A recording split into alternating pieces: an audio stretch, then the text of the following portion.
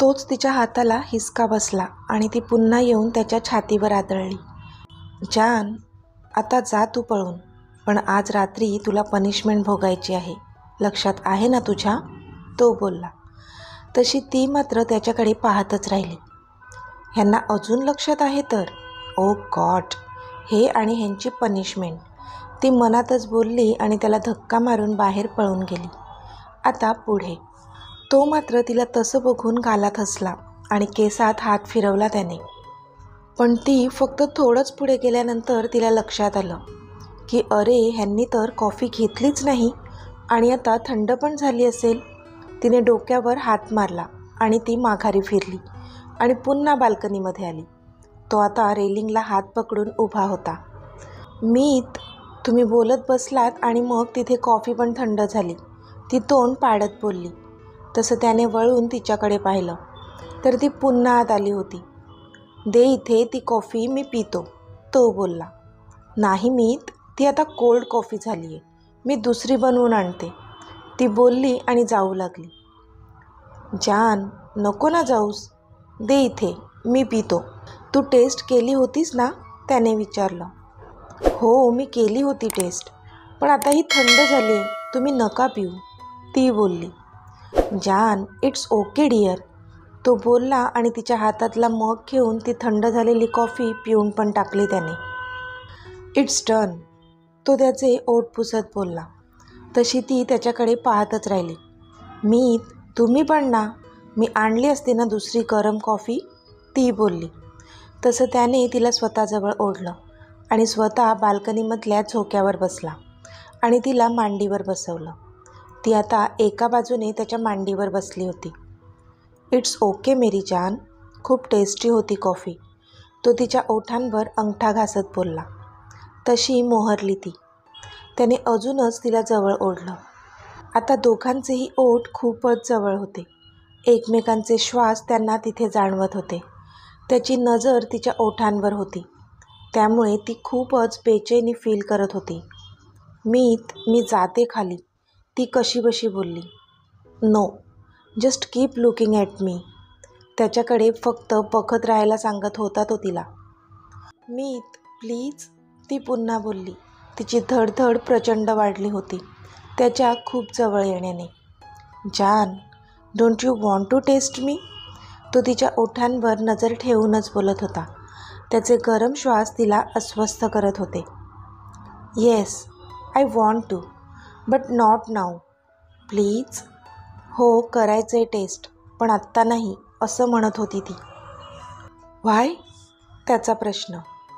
खूप वेळ झाला मी इथेच आहे, मॉम वाट पाहत असतील, प्लीज जाऊ द्या मला, ती बोलली. No, cause I want to taste you right now, तो पुन्हा तिचा खालचा ओठ रब करत बोलला. मी प्लीज, ती बोलली, कारण तिला खाली जायचं होतं, खाली डिनरची तयारी करायची होती. जान, एका किसने असा कितीसा वेळ जाणार आहे तुझा, त्याने विचारलं. तशी तिने नाहीमध्ये मान हलवली, म्हणजे नव्हता जाणार तिचा वेळ, ती सांगत होती. पण सध्या तिला खाली जायचं होतं, मॉम वाट पाहत असतील असं म्हणणं होतं तिचं. ओके गो, तो बोलला आणि त्याने दुसरीकडे मान वळवली. तिला कळलं तो नाराज झालाय तिच्यावर. मीत, चिडू नका ना प्लीज, ती बोलली. नाही चिडत, तू जा खाली, तुझं जास्त इम्पॉर्टंट काम आहे ना, मग जा तू, तो बोलला. ओके, आय एम सॉरी, ती कान पकडून बोलली. जान, जा, आता तुला उशीर नाही होत आहे का, तो अजून चिडून बोलला. तिला कळलं खूपच नाराज झाला आहे तो. तसा तिने त्याचा चेहरा ओंजळीत पकडला आणि त्याच्या ओठांवर तिचे गुलाबी ओठ टेकवले. आता ती त्याला हार्ड किस करू लागली. त्याने पण तिच्या मानेला पकडलं आणि तो तिचे ओठ पॅशनेटली टेस्ट करू लागला. बराच वेळ किस केल्यानंतर तिने त्याला सोडलं. आता दोघेही एकमेकांकडे पाहून हसू लागले. जान, तुला पण हेच पाहिजे असतं, पण तू मुद्दाम माझ्यासमोर नाटक करतेस ना, मला त्रास द्यायला, हो ना, तो मिश्किल हसत बोलला. असं काही नाही आहे, तिने लाजत मान खाली घातली. त्याने तिच्या हनुवटीला पकडून तिचा चेहरा वर केला. जान, स्वतःच्या फिलिंग्स का लपवायच्या असतात तुला? जेव्हा वाटेल तेव्हा मला किस कर. आय एम ओनली युअर्स बेबे, तो बोलला. मी जाते खाली, ती बोलली, कारण त्याच्या अशा बोलण्याने तिच्या शरीरात गुजबम्स येत होते. आता ती उठली आणि जाऊ लागली. तोच पुन्हा त्याने तिचा हात पकडला.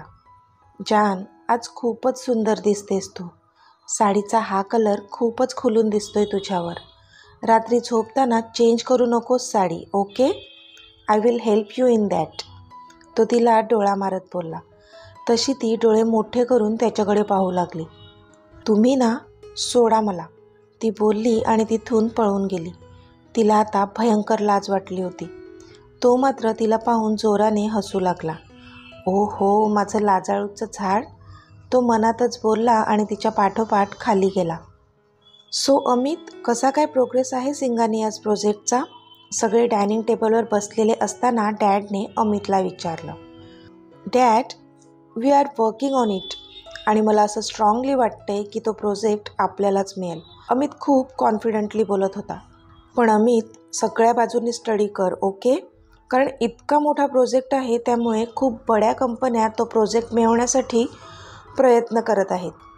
त्यामुळे तुला थोडे जास्तच एफर्ट्स घ्यावे लागतील, डॅड बोलले. Yes dad, I know it. आणि म्हणूनच मी आत्तापासूनच पूर्ण टीम कामाला लावली आहे. मी माझ्या परीने 100% देतोय. पण शेवटी सिंगानियाजना कसं आवडेल ते तेच सांगू शकतील. पण तरी बघू आता पुढे काय होतं ते, अमित बोलला. Okay my son, I have full faith in you. You will do great, dad बोलले. थँक्यू डॅड, अमित पण बोलला. आता सगळ्यांची जेवणं आटोपली होती. अमित लॉनमध्ये कोणाशी तरी फोनवर बोलत होता आणि इथे लिव्हिंग रूममध्ये जानू, मॉम आणि डॅड TV बघत बसले होते. पण जानूचं लक्ष मात्र सतत बाहेर होतं. हे कधीपासून कोणाशी बोलत आहेत, ती विचार करू लागली. इतक्यात तिला सकाळचा रोजीचा कॉल आठवला. कधीपासून त्याच्या रोमांसमुळे ती विसरूनच गेली होती त्या रोजीबद्दल. पण आता तिला आठवलं होतं आणि तिच्या कपाळावर आठ्या जमा झाल्या होत्या. तिचाच कॉल असेल का? कधीपासून बोलत आहेत ते, इथून तर काही कळत पण नाही. पण मध्ये मध्ये हसत पण आहेत. ऑफिसचा कॉल असता तर इतके कॅज्युअली नसते बोलले. ओ गॉड, मी काय करू आता? मला कसं कळेल ते कोणाशी बोलत आहेत? तिचं चित्त आता थाऱ्यावर नव्हतं. शेवटी ती तिथून उठली आणि सरळ लॉनमध्ये आली आणि त्याच्या बाजूला जाऊन उभी राहिली. त्याने भुवया उंचावून तिच्याकडे पाहिलं. Okay then, bye sweetheart, good night, तो बोलला आणि त्याने फोन कट केला. पण इथे जानूचे डोळे मात्र मोठे झाले, कारण तो समोरच्या व्यक्तीला चक्क स्वीटहार्ट बोलला होता. मॅडमचा फुगा फुगला होता. राग तर खूपच आला होता. तिने डोळे बारीक करून त्याच्याकडे पाहिलं. पण त्याला काही कळेना हिला आता काय झालं. काय झालं जानू, शेवटी त्याने विचारलंच. तशी ती चिडली आणि तिथून निघून जाऊ लागली. जान, अगं काय झालं, बोल ना, त्याने तिचा हात पकडून विचारलं. तुमच्या स्वीटहार्टशीच बोला, माझ्याशी बोलायचं नाही हा, अजिबात. तिच्या आवाजात राग होता तर डोळ्यात पाणी. तिने त्याचा हात झटकला आणि तिथून धावत तिच्या बेडरूममध्ये निघून गेली. तो मात्र एकटक तिला जाताना पाहत होता. काय झालं कळलंच नाही त्याला. मग तो पण तिच्या पाठी बेडरूममध्ये गेला. इथे जानू बेडरूममध्ये आली होती. ती सरळ बाथरूममध्ये शिरली आणि ओक्साबोक्शी रडू लागली. तिच्या डोक्यात कधीपासून त्या रोजीचे विचार होते आणि तो कोणाला तरी फोनवर स्वीटहार्ट बोलला होता. त्याचा तिला जास्त त्रास होत होता. तिचा मीत फक्त तिचा होता. तिला कोणाशीच त्याला शेअर करायचं नव्हतं. पण आज काहीतरी अर्धवट ऐकून तिने मनातच काहीतरी विचार मांडून ठेवले होते. तो पण आता बेडरूममध्ये आला होता. पण ती बेडरूममध्ये नव्हतीच. त्याने पाहिलं तर बाथरूममधून शॉवरचा आवाज येत होता. त्याला कळलं ती आतच आहे. पण तिने तिच्या रडण्याचा आवाज शॉवरच्या आवाजाने दाबला होता. हे कळत होतं त्याला. जानू, काय झालं? प्लीज ओपन द डोअर, तो बोलला. पण आतून काहीच रिप्लाय आला नाही. त्याला कळतच नव्हतं की असं काय झालं की ही रागावली आहे. मग त्याला तिचे शब्द आठवले. तुमच्या स्वीटहार्टशीच बोला. ओ गॉड, ही मुलगी एके दिवशी मला वेडं करणार आहे, तो स्वतःशीच बोलला.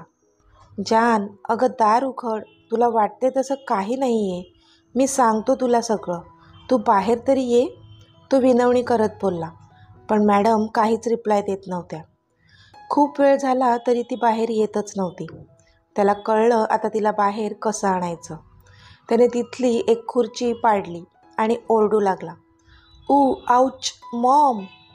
तो ओरडला तसं तिने पटकन डोअर ओपन केला आणि बाहेर आली. तो खाली बसला होता, त्याचा पाय हातात घेऊन. काय झालं मीत, असे कसे पडलात, ती काळजीने त्याचा पाय बघून विचारत होती. तसा तो गालात हसला आणि उभा राहिला. कुठे काय, आय एम फाईन, तो हसत बोलला. तशी ती पुन्हा चिडली. म्हणजे तुम्ही नाटक करत होतात, ती डोळे बारीक करून बोलली. हो, तो मिश्किल हसत बोलला. आता ती चिडली आणि पुन्हा बाथरूममध्ये जाऊ लागली. पण त्याने तिला कमरेत पकडून स्वतःजवळ ओढलं. सोडा मला नाही बोलायचं आहे तुमच्याशी, ती बोलली. का नाही बोलायचं आहे, तो तिच्या खांद्यावर किस करत बोलला. तसा तिने एक दीर्घ श्वास घेतला. तुम्ही जा तुमच्या त्या स्वीटहार्टकडे, ती रागाने बोलली. खरंच जाऊ, त्याने पुन्हा तिच्या खांद्यावर बाईट करत विचारलं. तशी तिने पाठ आकसून घेतली. हो जा, ती डोळे बंद करून बोलली.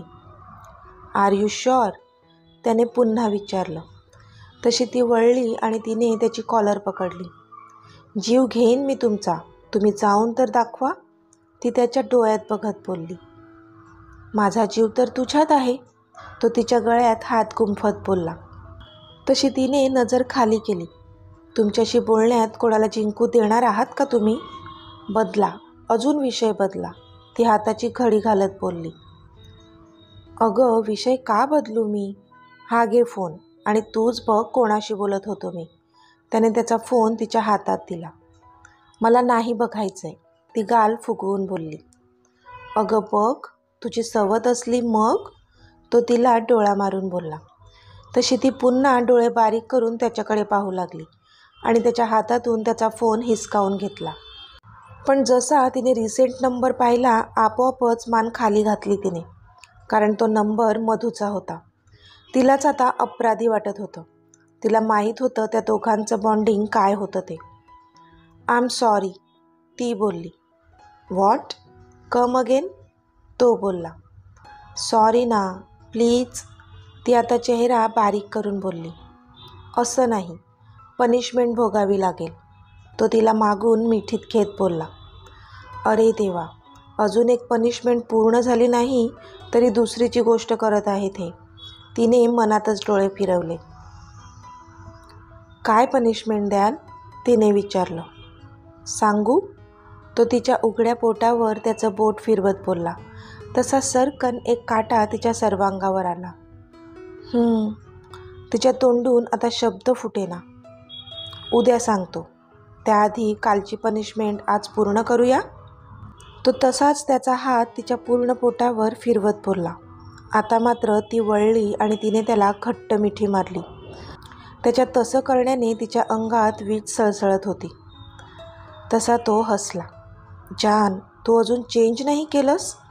खरं सांग, माझीच वाट बघत होतीस ना साडी चेंज करण्यासाठी, तो तिच्या पाठीवर हात फिरवत बोलला. तशी ती मात्र लाजून चूर झाली. आता कुठे लपून बसू की काय असं वाटलं तिला, कारण खरंच त्याने सांगितलं होतं म्हणूनच तर तिने चेंज केली नव्हती साडी. ती तिथून पळून जाऊ लागली, पण त्याने तिचा पदर पकडला आणि तिला स्वतःजवळ ओढलं. तर मित्रमैत्रिणींनो, आजचा भाग तुम्हाला कसा वाटला ते मला कमेंटमध्ये सांगा. आणि जर आवडला असेल तर व्हिडिओला लाईक करा, शेअर करा आणि चॅनलला सबस्क्राईब करून बाजूची घंटी नक्की दाबा. चला तर भेटूया आपल्या पुढच्या भागात. तोपर्यंत धन्यवाद.